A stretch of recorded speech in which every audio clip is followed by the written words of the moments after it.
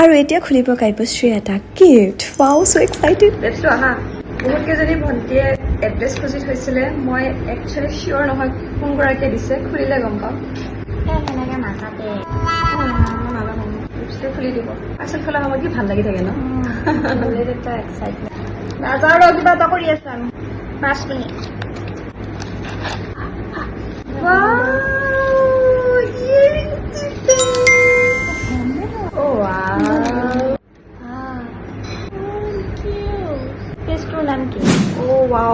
মেখেলা চাদৰ ইমান বেছি ভাল লাগিছে কেতিয়া যে বিয়া চিয়া খাব যাম মেখেলা চাদৰ পিন্ধি হয়